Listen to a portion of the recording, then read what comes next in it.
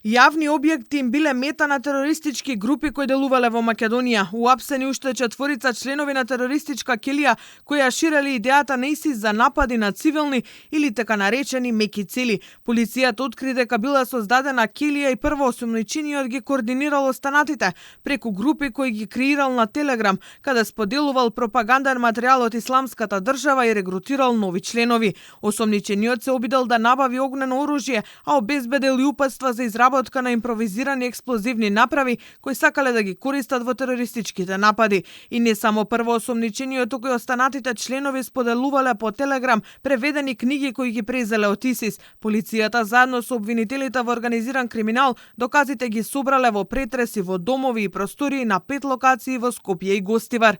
При претресите пронајдени и одземени се повеќе предмети, меѓу кои автоматска пушка, пиштол, пропаганден материјал, телефонски апарати, компјутерска опрема и други предмети кои ќе бидат предмет на понатамошни форензички вештачења. Лишени од слобода се 4 лица, за кои од страна на Оделот за сузбивање на организиран и сериозен криминал до надлежниот обвинител е поднесена кривична пријава за кривично дело терористичка организација, предвидено и казнево по член 394а.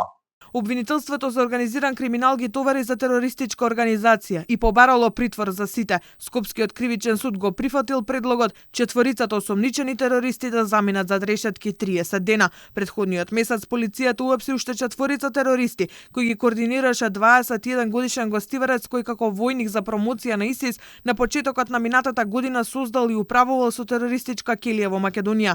И тој заедно со соработниците преку социјалната мрежа Телеграм споделувал пропаганда материјал на ИСИС и ги уверувал членовите дека се спремни да преземат порадикални чекори како во Македонија, така и во други држави од Европа.